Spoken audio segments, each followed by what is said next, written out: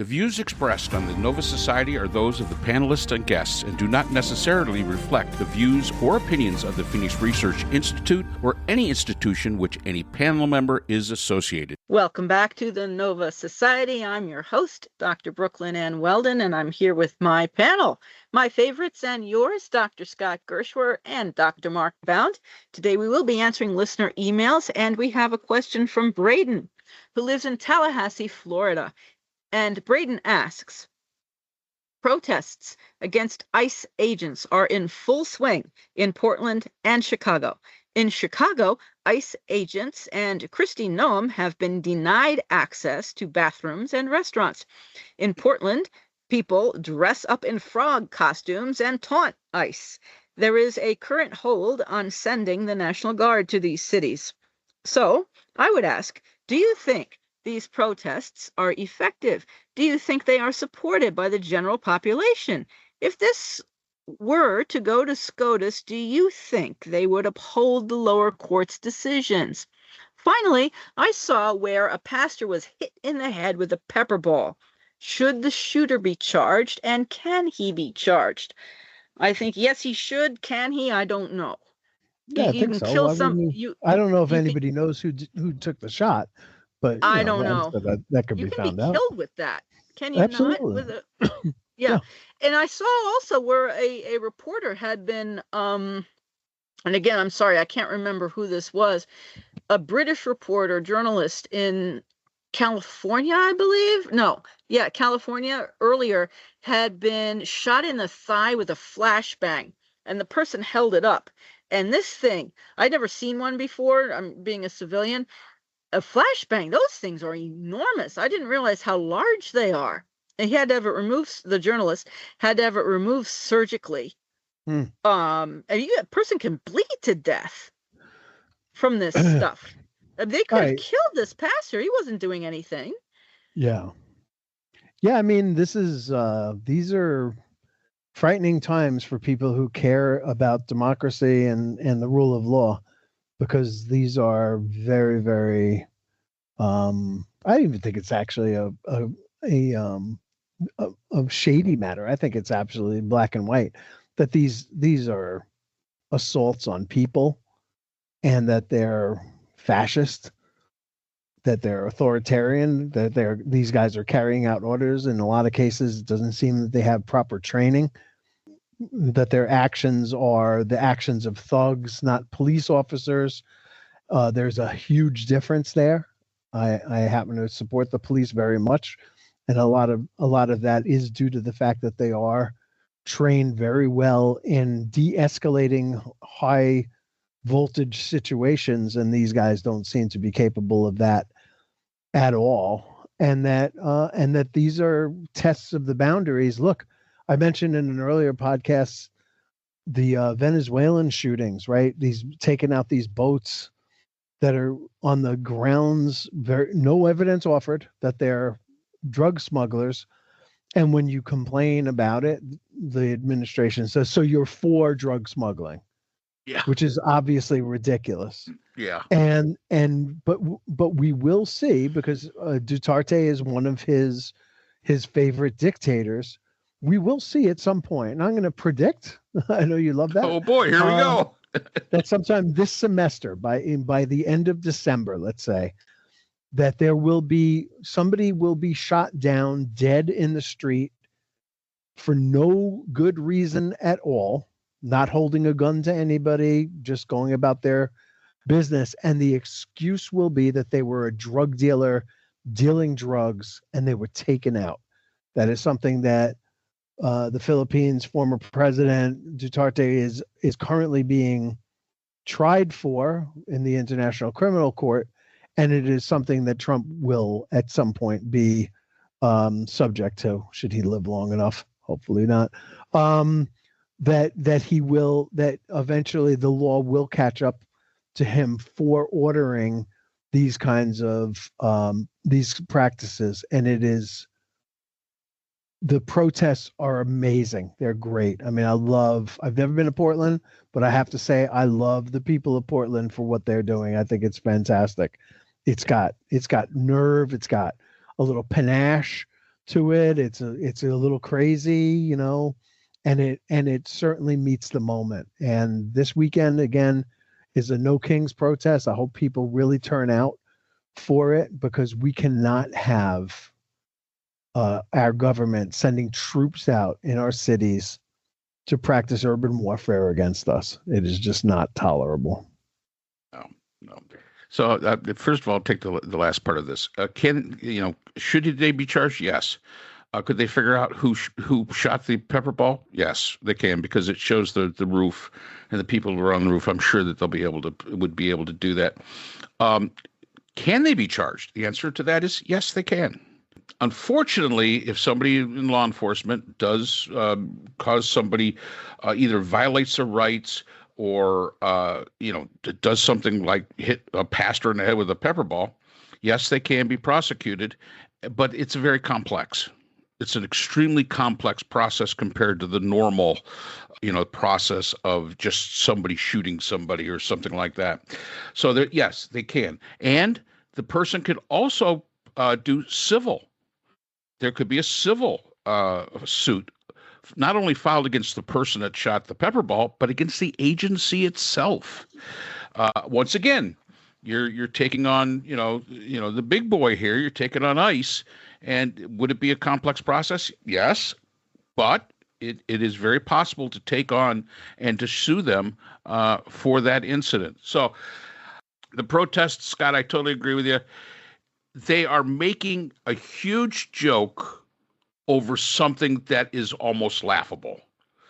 I saw J.B. Pritzker, the governor of Illinois, was on because somebody said, one of the late night guys said, hashtag show me your hellhole or something like that. And Pritzker got on the thing, and he was in a flap jacket and all that. He's walking down to Chicago, and he says, yep, we're being invaded. Those Milwaukee Brewers are here are trying to take our Chicago Cubs. Oh my good. People are trying to make us eat hot dogs with ketchup on it. It's a terrible hellscape that I'm living in. And it's poking a lot of fun at something that basically is so ridiculous. And to see the guys out there in the frog suits, which that is absolutely classic stuff. And now they've got them out there with, My Little Pony suits, and they're all, that's the way you do it. And they're doing it nonviolently. And I totally agree, Scott. There's going to be somebody's going to get shot down and killed. Somebody just peacefully protesting. We've seen protests on the news where old people have been knocked down, when they've been knocked to the ground, simply because, you got to back up. No, they don't. They're on public property. They don't have to back up. This is public property, and it's a shame. So, I always said that, the ICE. I don't know why you'd want to be in this organization. I really don't. I mean, your life must have been pretty damn pathetic, to say, yeah, I need to go beat up on old people or people in a frog suit so that I can feel like a man. That's again back to the machismo thing. And I'm sorry, you guys look weak, you look pathetic, and yes, go find a bathroom someplace else, Kristi Noem, and your ICE agents. And yeah, in Chicago, my wife's from Chicago. We have friends in Chicago we talk to quite often. And there's a lot of restaurants that are basically saying, oh, you're an ICE agent? Yeah, no, we're not serving you. You have to serve us. No, I really don't. And they're booting them out. And they always remind them, hey, remember, you were the guys that said that, if I was a gay couple and I went to get a cake made, that cake maker, because I was a gay couple, could say, no, I don't want to serve you. Well, you're a fascist. I'm not. I choose not to serve you, and no, you may not use our bathroom. So, it all comes around. What goes around comes around. And, as far as SCOTUS is concerned, who knows? At this point in time, who knows? That's an up in the air thing. If they do posse comitatus, if they take it to that, then the answer would probably be they should uphold it. The thing is the way it's being framed. It's not being framed of being law enforcement in the streets of Chicago or Portland. Is being framed protecting federal property. That's the way it's being framed. So it'll be interesting to see how SCOTUS and how those arguments are presented. All right. So, sorry, Mark, I've got a couple of questions. Oh, hell. What about I saw on a again another protest where a woman was struck by a car driven by ICE, and a number of other people saw it. And I guess the ICE person drove off, and people were shouting hit and run, and so forth. What about that? Can that person also be? Absolutely. Okay. I mean, just because you're a federal agent does not protect you from prosecution. What are the chances, though, of that actually happening? Yeah, like I said, it all depends on the state, the prosecutor of the jurisdiction they're in, how much how willing they are to go after this. But again, it's a complex process. It's a lot different process than, say, two people get into a gun battle, fear the neighbors, and somebody shoots somebody. Okay, that goes to the court. But if it's a law enforcement officer, just a regular law enforcement officer, that process gets a little bit more complex because of the position and because of the duties of the officer. So you've got to divide out what was the duty of the officer, what wasn't the duty of the officer. Did he go against color of law? Did he violate his oath? Did he violate a constitutional right? Was he acting within the confines of what his duties are supposed to be? Now, that's a regular law enforcement officer. And I can understand that because, let's face it, law enforcement officers carry guns. They deal with criminals. Yeah, there's a little bit of a different process there. Now you get into the federal, and we all know how federal can be. It gets even more complex. What was the function? So it would be very difficult, I would think, for somebody to say, well, let's take the pastor first, for instance, that somebody on the top of a roof, a pastor who was on the street, not on the property, not on the federal property, that it was within his duties as whatever function he was doing to shoot him in the head with a pepper ball. That's a tough one to argue. And it would even be more difficult to argue that it is within the realm of the duties of an ICE agent to run somebody over and then leave the scene. I don't know about you, but I don't want to be the defense attorney on that one, because that just to me sounds like an absolute loser. Because you just cannot say, oh yeah, well, ICE agents, they're supposed to run over people and then drive away. I just can't see. I can't see anybody making that argument. But hey. My concern with SCOTUS is that they'll say, well, yeah, we'll consider it, but while we're considering it, the behavior can continue or whatever it is, which is what they've been doing. That's, again, welcome to the legal system. The wheels of justice move very slowly. How many cases take years and years and years? And we're not even talking really complex ones. You get a lawyer that files enough motions, he could take your thing and it could go on years and years. I have a good friend of mine here is the deputy solicitor, and he'll tell you, I'm working on this case. When did it happen? 4 years ago. But he's got a good lawyer.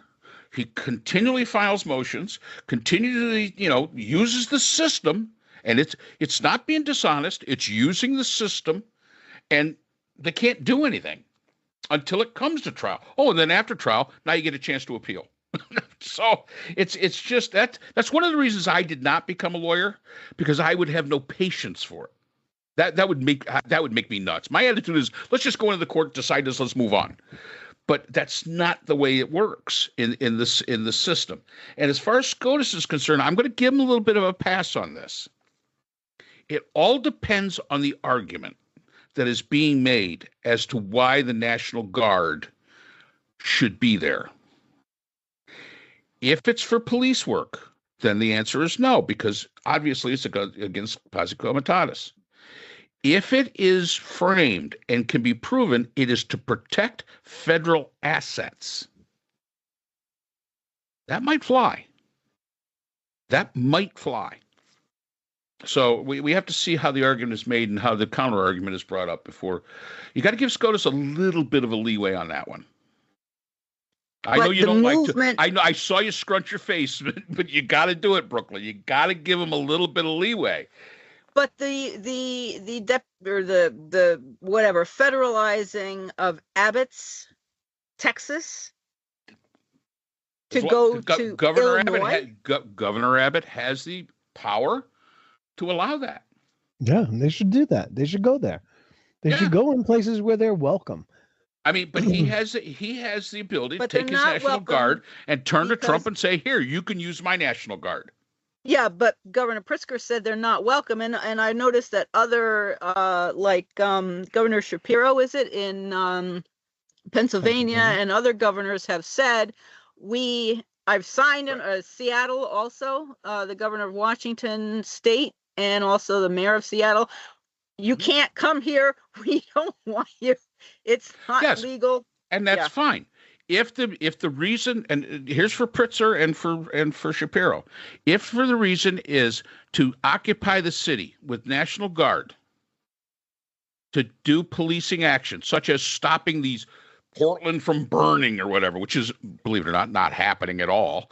And unless you've got, the little froggy things doing that, but no, it's not happening. That the governor of the state can say, no, you can't. I don't want your National Guard here. But the governor of the state has no control over the federal properties. That is the federal government. That is the federal government that has that. And if the federal government can make the argument that those properties are in danger, now it gets shady. But here's the thing where I think they lose. They lose when they say they are there to help the ICE agents be able to conduct their function. What are the ICE agents doing? Deporting. That's a law enforcement. That's more toward law enforcement than it is toward military action. And if you're saying that they're there to protect and help ICE perform their function, now I think you've got the argument that no, that's law enforcement, and posse comitatus. You cannot use the military as law enforcement on the United States soil. So until you have the Insurrection Act that you've once again, you've got to prove that there's an insurrection. Yeah, well, but I think he can also say, well, once the courts aren't working, then you don't have a functioning government. And on Friday of this week, I think it is, the courts will run out of money. And then unless the courts can come in and operate without funds and just say, well, we're coming into work anyway, isn't that also? Federal courts will still be running. Even without funds? Federal courts will still be running. Guess what? The post office will continue to work. Parts of the IRS will continue to work. There are certain... The ones that haven't lost their jobs yet, Yeah, the ones that haven't lost their jobs, they will continue to work. I mean, there's certain... Even though it's a government shutdown, there's certain people... The Congress still gets paid. President still gets paid. Supreme Court still gets paid. All the people working under them and for them, the support group that they have working for them, they get paid. So there's, the idea that the entire government is shut down is a little bit of a misnomer. The part of the government that matters to the American people, truly matters to us, that's shut down. But Mike Johnson's still getting his paycheck. So let's go punch him in the face. Yeah. Scott wants to. I do. I really do. Well, it's just a face that begs for it. I want to go back to Portland for a second, because I was remembering in 2020 how bad things were in Portland, right? And they seem to be completely the opposite of that now. And I think a big difference is that now what people are saying in Portland is that if there's any tension, if there's any crime, if there's any rioting that's going on in Portland, it's the federal government, the federal people that are there, ICE and whatnot, who are causing it. And we saw that in Portland, in particular in 2020, when then Attorney General Bill Barr sent an uninsigniated army to Portland. And there was actually a really disturbing case where a sort of Antifa, I'm putting that in quotes, folks, because there is no real such thing as Antifa, but there was an anti-fascist protester who was charged in the death of a right-wing protester. The two of them had gotten into a fight, and Michael Forrest Reinhold shot the right-wing protester and was charged for it. He tried to escape. He was caught in Washington State later on by U.S. Marshals and shot 40 times and killed. And I remember this really vividly because Trump was running for re-election at the time, went to one of his rallies and claimed or boasted about it, really, that the U.S. Marshals took 15 minutes, knew who he was, knew that they didn't want to arrest him, and in 15 minutes that ended it. And at the time, Trump was sort of running behind because of incidents like that were going on in 2020. They haven't spiked yet. And, the summer is over. So we're going to be beyond the long, hot summer effect. But as we move into the fall and towards winter, it's going to be interesting to see how these cases pile up and how, the federal government creates conditions that are going to lead to real violence. And if we're going to see an escalation and worse, executions, basically, because this guy it really does seem like he was executed by the federal marshals. And that's going to go a long way, I think, for people who are protesting to not protest peacefully anymore the way that we are right now, and the way these guys in the frog costumes and the people holding donuts off of fishing lines to the police and stuff like that are being obnoxious, but with a little bit of flair. And when it goes to something really bad happening, it will be the federal government that causes this, doesn't quell it. And I think that that's a really important thing for us to avoid. And hopefully the protests stay as peaceful as possible, even though people are getting shot by pepper balls and tear gas and flashbangs and so on and so forth, and that it doesn't end up really bad. But the interesting thing is that, and I don't know if you guys saw this, that among Republican circles and even Trump himself, they've been trying to position 2020, the summer of 2020, as if Joe Biden was the president at the time. Stay with us. We'll be right back.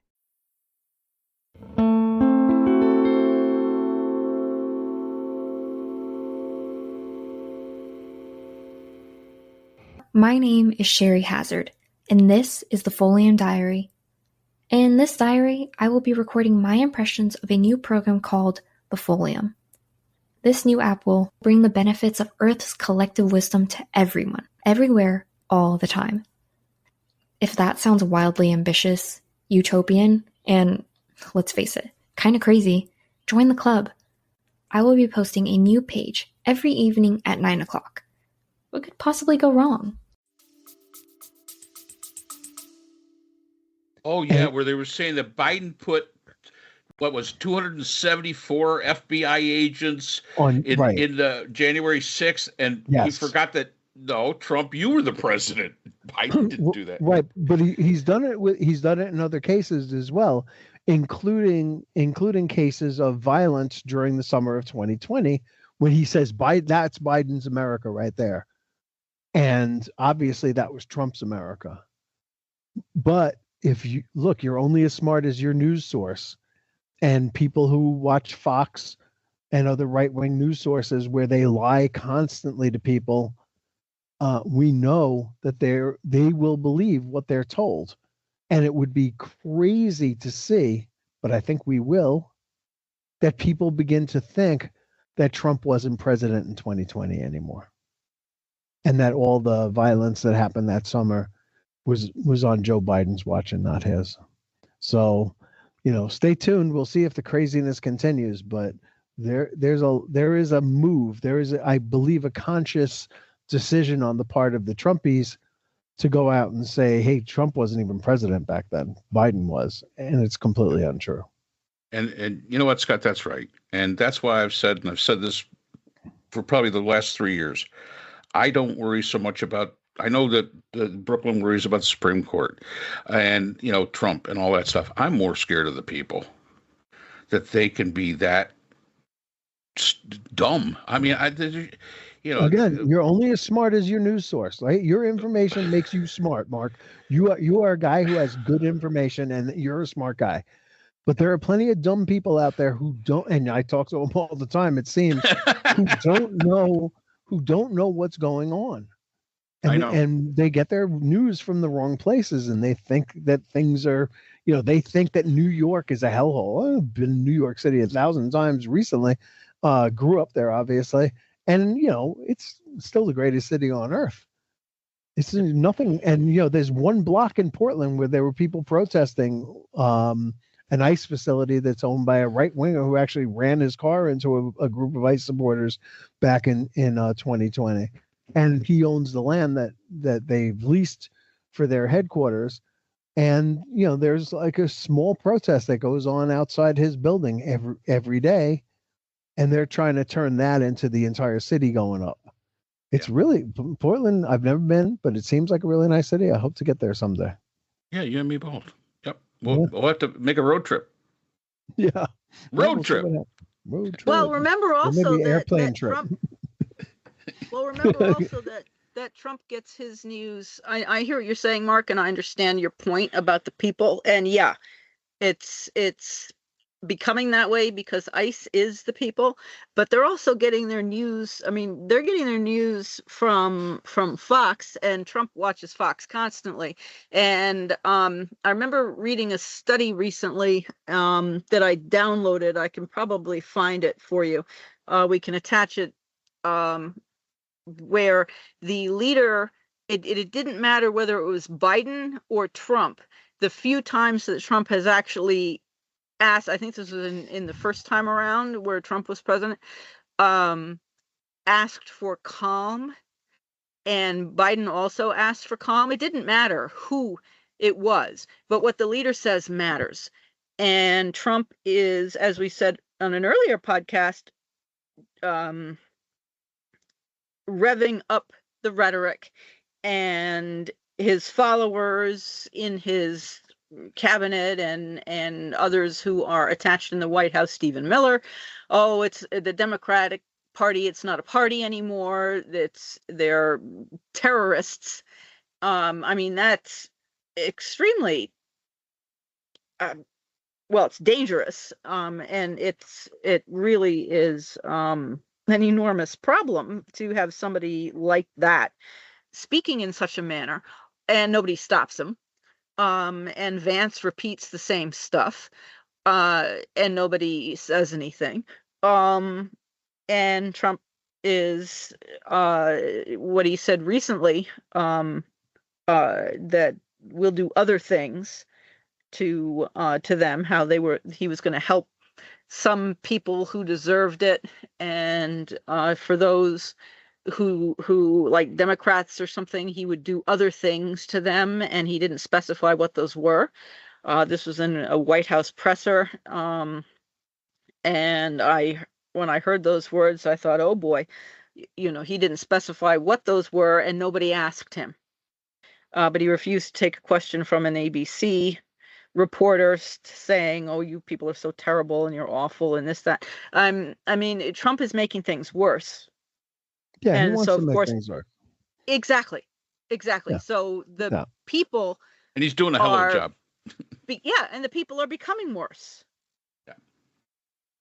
And while the majority of Americans, as far as I know from the polls that I've seen, do not approve of, or they disapprove of this type of rhetoric, I don't know if there's enough people who will stand up and say so, because of course they're afraid of the rest of the people who will stand up and say, no, this is what we want. Like I say, do you want to be ruled by a minority? That's fine. You're right. Polls show that Trump is not very popular. Then elect his ass out. There's your recourse. Elect his ass out. Put in a Democratic House. Put in a Democratic Senate. They'll impeach him.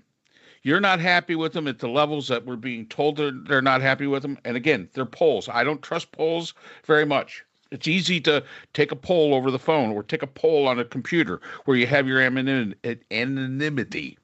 But the fact is that you want to make a difference. If this is all true, then by damn, get out there, put in a Democratic Senate, put in a Democratic Congress with enough votes that can impeach his ass out of office and have it be over and done with. Or if you can't do that, elect his ass out in 2028. Well, actually, shouldn't even be running. So whatever. Right. Yeah. But the fact is that, this, you hear a lot of stuff, but you know what? The United States, and I don't only blame the people that just believe in the Trump thing, because again, that's just a cult mentality. That is a total cult mentality. I blame the rest of it. Turnout was down in 2024. You sat at home. So stop whining about the fact that Trump's the president. You should have went out and voted. If you didn't go out and vote against him, then you got no place to whine. You got to participate or sit down and shut up.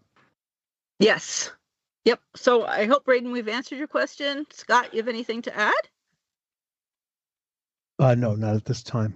Okay. All right. Well, sounds like actually I do. You know what? I'm sorry. All No, right. I do have something to add, because this has been a disagreement that Mark and I have had, and I'm seeing evidence that he's right and I'm wrong. And No! Wait a minute. The world's coming to an end. So my position has been that Trump is the only one who could beat Trump. But now what we're seeing is, I don't know if you guys saw the Politico story, but they published the contents of a Telegram chat that had been ongoing for quite some time, something called the Restore War Room. I don't know what the hell that means.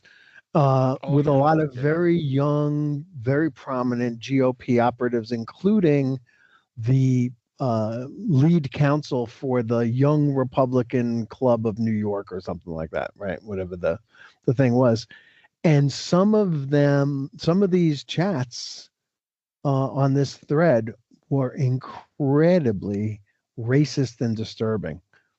I mean, we're talking about calling people monkeys, and the people who like watermelon crowd and things like that. And there's also been a lot of like Holocaust imagery brought up, like we need to get the ovens going again, and can we do something about this? How about we redesign the showers and that kind of thing.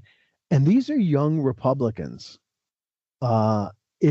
Which is, I think, defined on anybody under 40, I guess, is now considered young in American politics, because good Lord knows they're all so old. But it was like 200, this is not like one or two. It's like 250 references that make you kind of cringe and go, oh my God, they didn't really put that in writing, but they did. And so the young Republicans are a huge problem.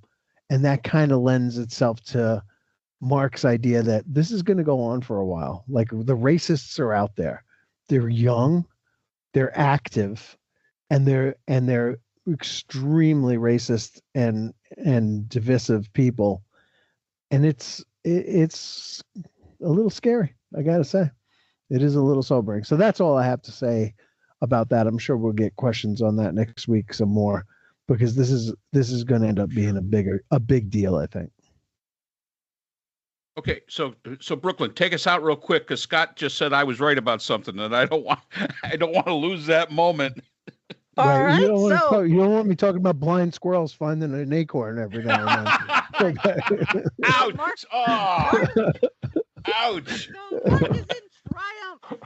He has been been declared victorious in a view of his. Thank you so much, Braden, for your question. Thank you to all our listeners for all your questions and for your time. And if you are not yet subscribed on the platform of your choice, please do so. Subscribing is free and helps us grow our channel. And so we will see you again next time on the Nova Society. The Nova Society is a production of Nova Society Media, a division of the Phoenix Research Institute. We'd like to thank our production partners, Buzzsprout, who hosts the Nova Society, Audacity, our editing partners, Apple iTunes, the largest source of podcasts and music on the internet, Spotify, the most popular platform for the Nova Society, and iHeartRadio, your source for all things music and podcasting. The Nova Society is available on all of these and other quality platforms listed in our description. We'd also like to thank all of our listeners. Without your support, the Nova Society would not be possible. If you have a question or comment, we can be reached at nova.society.podcast@gmail.com. So for Dr. Brooklyn Ann Weldon, Dr. Scott Gershwer, and all of our production partners here at the Nova Society, I'm Dr. Mark Bound. Remember, the true power in society is knowledge. Thanks for listening, and we will see you again next time. We'd like to thank our sponsor for this episode, the Phoenix Research Group, an independent research consortium offering social-political issue solutions to NGOs and international government agencies through multidisciplinary, nonpartisan, and unbiased research. The Phoenix Research Group is a division of the Phoenix Research Institute, the producer of the Nova Society podcast.